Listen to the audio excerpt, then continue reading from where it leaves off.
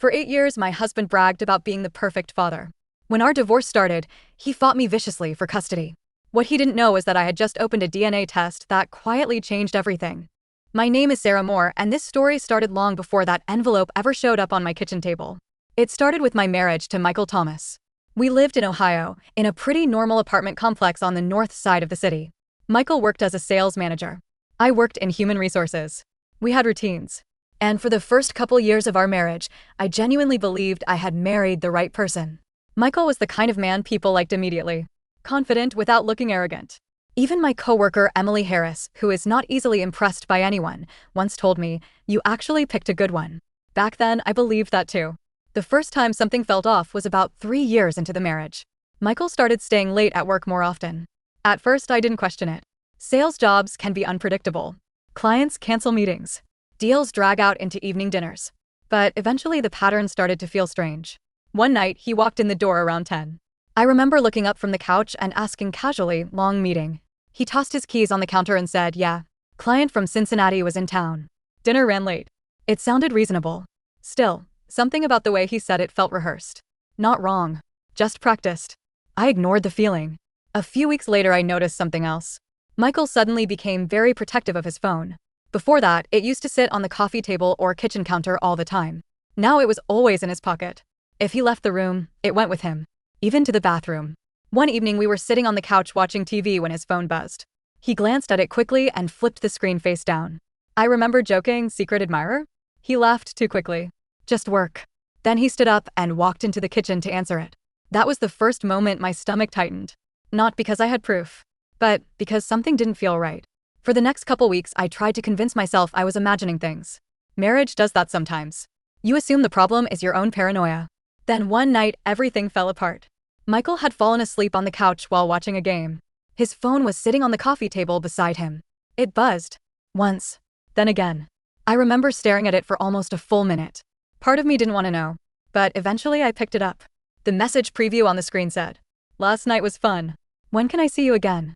My chest dropped. I unlocked the phone. The conversation was already open. It wasn't subtle. Flirty messages. Inside jokes. Plans to meet again. Her name was saved as Jessica Clark. I sat there staring at the screen while Michael slept 5 feet away.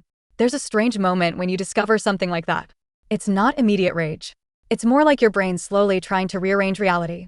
When he woke up about 20 minutes later, I was still sitting there holding the phone. He looked at me confused. Then he saw the screen. The color drained out of his face. "Sarah." I didn't yell. I just asked quietly, "How long?" He rubbed his face like someone waking up from a bad dream. "It wasn't serious," he said. That sentence would become very familiar over the next few years. It didn't mean anything. I remember laughing at that. Not because it was funny. Because it was such a ridiculous answer. "You took her to dinner 3 times, I said, still holding the phone. "You've been texting her for 2 months. He stood up and started pacing the living room. "I messed up," he said. "I swear it's over." I had no idea then how many times I would hear those exact words. "I messed up. I swear it's over. You're the one I love." The next few weeks were miserable. Michael apologized constantly. Flowers. Long emotional conversations. Promises that he would change.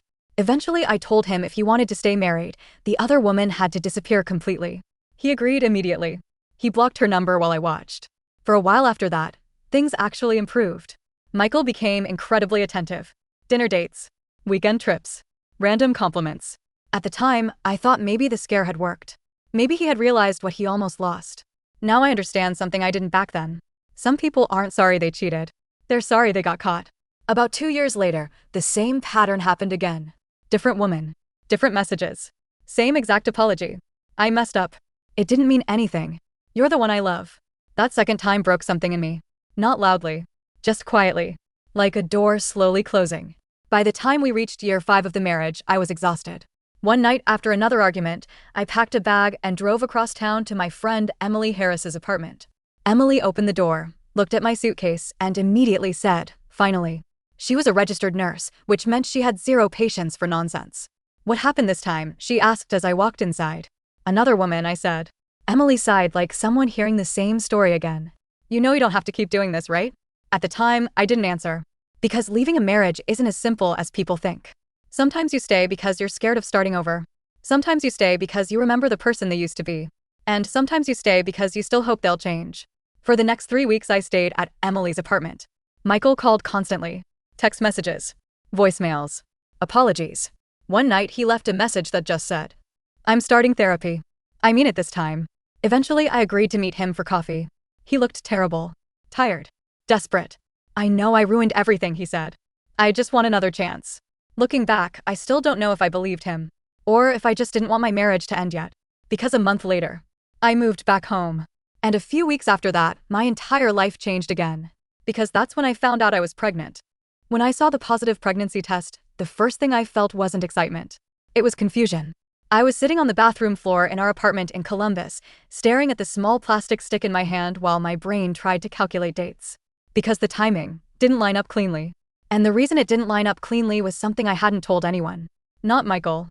Not my friend Emily Harris. No one. During the weeks I stayed at Emily's apartment, something happened that complicated everything. Emily lived in a small building near downtown. Nothing fancy. Just one of those older apartment complexes with creaky floors and narrow hallways.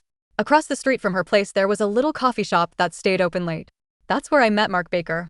At the time I wasn't looking for anything. Honestly, I was just trying to stay out of my own apartment and avoid thinking about my collapsing marriage. Mark worked as a graphic designer, and he spent a lot of time in that cafe working on his laptop. The first time we talked was completely random. I was waiting in line for coffee when he turned around and said, smiling, "Can I ask you something weird?" I remember raising an eyebrow. "That depends how weird." He pointed at the chalkboard menu and said, "Is the caramel latte here actually good, or is it one of those things people order just because it sounds fancy?" I laughed. "It's good." "All right," he said. "Then I trust you." That was it. A normal conversation. Nothing dramatic. But over the next couple weeks, we kept running into each other there. Sometimes we'd talk for a few minutes. Sometimes longer. Mark was easy to be around in a way Michael hadn't been for a long time. No tension. No suspicion. No emotional landmines. One night he asked, casually, "So what brings you here every evening?" I hesitated. Then I told him the truth. My husband cheated on me. Mark winced slightly. "Yeah, that'll do it." We talked for a long time that night. About relationships. About bad decisions. About how sometimes you wake up one day and realize your life isn't what you thought it would be. A few days later, he asked if I wanted to grab dinner somewhere instead of coffee. I should have said no. I didn't. What followed wasn't some huge romantic relationship. It was messy and short and emotional. Two people who were both lonely. Two people who needed distraction. It lasted maybe 2 weeks. That's it. Eventually, reality caught up to me. My marriage was still unresolved. My life was still back at the apartment I shared with Michael. So one evening, I told Mark we should stop seeing each other. He didn't argue. He just nodded. "I kind of figured this was temporary," he said gently. And that was the end of it. No drama. No huge goodbye. We simply went back to being strangers. Not long after that, I agreed to meet Michael for coffee. Then we started talking again. Then I moved back home. Which brings us back to the pregnancy test. I sat on the bathroom floor staring at the result while my brain ran through the timeline. There was a very real chance Michael was the father. But there was also a chance it was Mark. And there was no way to know without testing. I stayed in that bathroom for almost 20 minutes before finally standing up and walking into the living room. Michael was sitting on the couch watching TV. I stood there holding the test in my hand. "Michael," I said quietly. He muted the television. "What's wrong?" I took a breath. "I'm pregnant." For a moment he just stared at me. Then his entire face lit up. Not the fake charm he used with strangers. Real excitement. He jumped up from the couch. "Are you serious?" I nodded slowly. He wrapped me in a hug so tight I could barely breathe. "This is amazing," he said. He kept repeating that word. Amazing. Over and over. "I know things have been rough," he said later that night while we sat at the kitchen table. "But this is a fresh start for us." I remember looking down at my hands while he talked. Because there was a sentence sitting in my throat that I never said. Something like, "There's a chance the baby might not be yours." But every time I thought about saying it, I remembered something. All the times Michael had cheated. All the lies he told me while looking straight into my eyes. All the times he said nothing was happening when I already knew it was. And another thought crept in. There was still a chance the baby was his anyway. So I stayed quiet. That decision would follow me for years. The pregnancy changed Michael. Or at least it seemed to. He became incredibly attentive. Doctor appointments. Reading parenting books. Talking constantly about the future. "What do you think about the name Matthew?" he asked one night. I remember smiling slightly. "I like it." "Matthew Thomas," he said, testing it out loud. For the first time in years, our apartment actually felt peaceful. And when our son was born the following year, Michael stepped into the role of father like it was the most important thing he had ever done. Late night feedings. changing diapers, walking the floor when the baby cried. Watching him with our son made me question everything. Because he really did love that child. Completely. Watching them together sometimes made the guilt twist in my chest. But life moved forward. Years passed. Our son Matthew Thomas grew from a baby into a toddler, then into a little kid who liked dinosaurs and cartoons and building towers out of toy blocks. For a while, our life almost felt normal again. Almost. But people rarely change as much as we hope they will. And about 4 years after Matthew was born, the pattern came back. It started the same way it always did. Late nights. Phone always face down. Long work trips that felt suspicious. By then I already knew the signs. So when I saw a message pop up on Michael's phone one evening from Jessica Clark, I didn't even feel surprised anymore. Just tired. Because the message preview said exactly what I expected. Last night was fun. When can we do that again? I didn't confront him immediately. Instead, I sat there looking at the phone in my hand and thinking one simple thought. I'm done. That night, after Matthew went to sleep, I told Michael we needed to talk. He looked nervous the moment I said it. Probably because he already knew why. What's going on? He asked. I placed his phone on the table between us. I know about Jessica. He stared at the phone, then at me. And just like the first time years earlier, the same words came out of his mouth. I messed up. Except this time. I didn't believe anything he said afterward. Because something inside me had already decided what came next. The marriage was over. And soon we would both learn just how complicated that ending was going to become. When I told Michael Thomas the first wanted a divorce, he didn't react the way I expected. I thought he would deny everything. Or get angry. Or try to twist the story the way he had before. Instead, he just stared at the kitchen table for a long time. Then he said quietly, "Is this about Jessica?" I didn't answer right away. Because the truth was, it wasn't just about Jessica. Jessica was simply the moment I realized nothing was ever going to change. Finally, I said, "It's about everything." Michael rubbed his face and leaned back in the chair. "I told you it didn't mean anything," he said. I actually laughed a little when he said that. Not because it was funny. Because I had heard that exact sentence so many times it almost sounded scripted. "It always means nothing," I said. For a moment the room went completely quiet. Then he said the one thing I knew was coming. "What about Matthew?" Our son was 6 years old at that point. He was asleep in his room down the hall, completely unaware that his parents were quietly dismantling their marriage in the kitchen. I took a breath. "We'll figure out custody." Michael immediately shook his head. "No, I'm not losing my son." That sentence sat in the air between us. And something uncomfortable stirred in my chest. Because technically, that might already be true. But I pushed the thought away. "I'm not trying to take him from you," I said. Michael leaned forward, suddenly intense. "I want joint custody. 50-50. I'm serious about that." "I know," I said. And I did know. For all of Michael's flaws, he really did love Matthew. That part had always been genuine. The next few weeks moved quickly. I contacted Rachel King, a divorce attorney in Columbus, and scheduled a consultation. Her office was on the 10th floor of a downtown building with large windows overlooking the city. Rachel was direct from the moment we sat down. "So," she said, folding her hands on the desk, "tell me what's going on." I explained everything. The cheating, the separation years earlier. Jessica Clark. Rachel listened carefully. When I finished, she nodded slowly. "All right. The divorce itself shouldn't be complicated," she said. "The main issue will be custody." I figured. "Do you expect your husband to fight for equal custody?" "Yes," I said immediately. Rachel made a note on a legal pad. "That's very common. Courts usually favor shared parenting when possible." I hesitated for a moment. Then I said something I hadn't told anyone yet. "There's something else." Rachel looked up. "What is it?" I took a breath. When I got pregnant, there was a chance my husband wasn't the father. Rachel blinked once. "Do you know for sure?" "No." "When did this happen?" "During a separation years ago." She leaned back slightly. "Have you ever done a DNA test?" "No." Rachel tapped her pen lightly on the desk. "Well," she said carefully, "that's something we should consider." My stomach tightened. "I'm not even sure I want to know."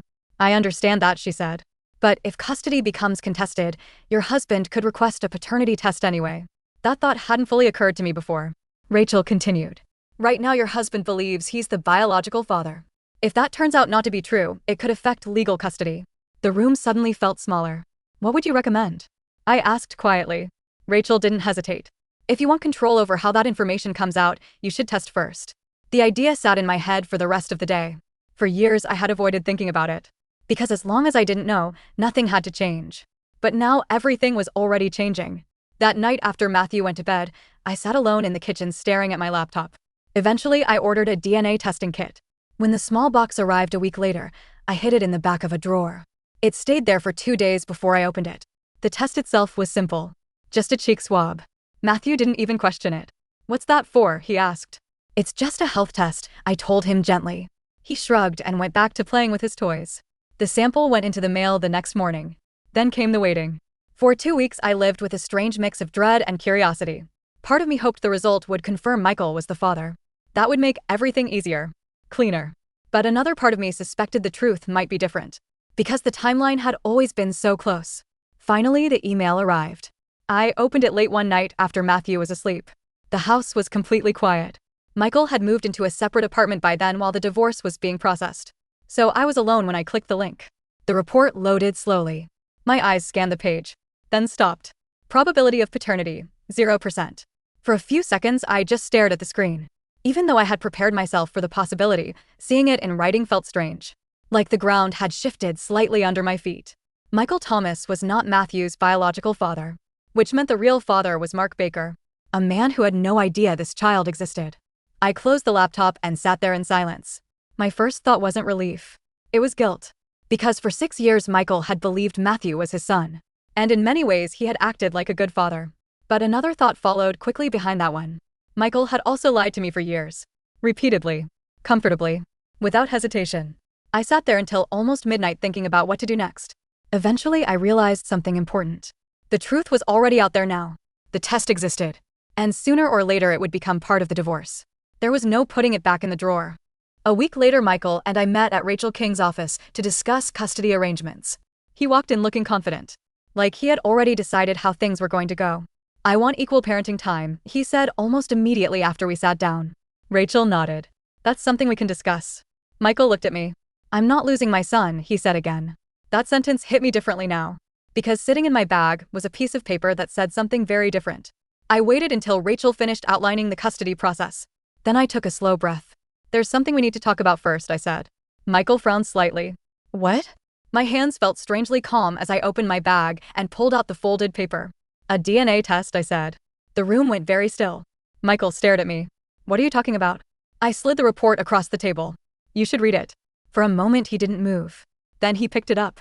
And as his eyes scanned the page, I watched the confidence drain slowly out of his face.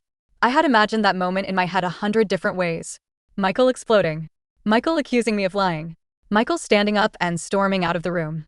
But none of those things happened. Instead, he just sat there staring at the paper in his hands like it was written in a language he didn't understand. The room in Rachel King's office was completely silent. Finally, Michael looked up at me. "This is wrong," he said quietly.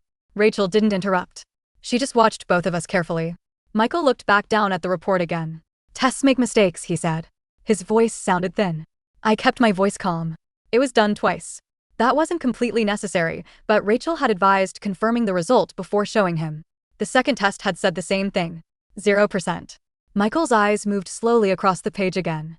Then he leaned back in his chair and stared at the ceiling for a few seconds. When he finally looked at me again, his expression had changed. Not angry. Not even shocked anymore. Just hollow. "How long did you know?" he asked. The question landed exactly the way I knew it would. Rachel shifted slightly in her chair but didn't interrupt. I answered honestly. "I didn't know for sure until recently." That part was true. Michael studied my face carefully. "But you knew there was a chance," he said. I didn't respond immediately. Because that part was also true. "Yes," I said finally. The word hung in the air. Michael let out a slow breath and rubbed his hands together. "So while I was raising him, while I was changing diapers and taking him to school and teaching him how to ride a bike." His voice cracked slightly for the first time. "You knew he might not be mine." Rachel finally spoke gently. "Michael, legally speaking." But he raised a hand without looking at her. "I'm not talking about legally," he said quietly. He was still looking at me. I felt something heavy settle in my chest. "I didn't know for sure," I repeated. Michael gave a short laugh. "That's not the same thing." And he wasn't wrong. The room stayed quiet for a long moment. Then Michael did something I didn't expect. He folded the paper carefully and placed it back on the table. "So what happens now?" he asked. Rachel cleared her throat slightly. "Well, legally speaking, Michael, you're not the biological father. That means custody arrangements would be entirely voluntary if you chose to remain involved." Michael nodded slowly. "So I could walk away." Rachel didn't sugarcoat it. "Yes." The words seemed to echo in the room. Michael leaned forward, elbows on the table, staring down at his hands. For a few seconds, nobody spoke. Then he asked me something that surprised me. "Does the real father know?" No. You never told him? No. He nodded slowly again. Then he leaned back in his chair and looked out the window. I always thought Matthew had my nose, he said quietly. That sentence hit harder than anything else he had said. Because he was right. Matthew did have a nose that looked a lot like Michael's. Or at least we all thought he did. For a few minutes the meeting completely stopped feeling like a legal conversation and started feeling like something much heavier. Eventually Rachel gently steered things back to the divorce. But the tone had changed. Michael didn't argue about custody anymore. He didn't make demands. He mostly just listened. When the meeting ended, we walked out into the hallway together. For a moment neither of us said anything. Then Michael spoke. Does Matthew know? No, I said quickly. He nodded once. Good. Another pause. Then he asked something I hadn't expected. Do you want me out of his life? The question caught me off guard. I never said that. Michael gave a small shrug. You don't have to. Legally you'd be within your rights. I thought about Matthew sitting at home playing with his toy dinosaurs. About the way he ran to the door every evening when Michael came home from work. No, I said finally. I'm not trying to erase you. Michael looked relieved. Just slightly. Good, he said. Then he added quietly. Because whether the test says it or not, I still raised him. And that part was also true. The divorce finalized about 8 months later. It wasn't dramatic. No courtroom shouting. No dramatic speeches. Just paperwork. Signatures.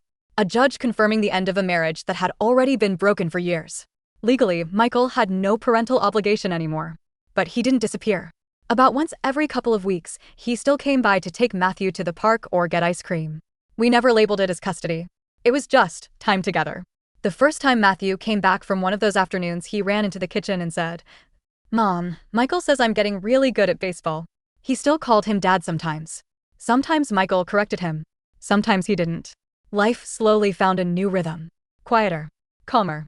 Without the constant tension that used to live in our house. Matthew is 8 now. He's tall for his age and obsessed with science kits. Michael still sees him occasionally. Not as often as before, but enough that Matthew still lights up when he walks through the door. As for Mark Baker, the man who is actually Matthew's biological father, he still has no idea. And I've never contacted him. Maybe that makes me selfish. Maybe it makes things simpler. I honestly don't know. What I do know is that my life feels different now. Peaceful in a way it never was during my marriage. But sometimes late at night when the house is quiet, I still think about that moment in Rachel King's office. The look on Michael's face when he realized the truth. Because he cheated on me. Over and over again. He lied. He broke our marriage piece by piece. But I also kept a secret that changed his entire life. And sometimes I still wonder which one of us crossed the bigger line. I guess that's why I'm telling this story now. Because even after everything, I still don't know if what I did was revenge. Or just another mistake.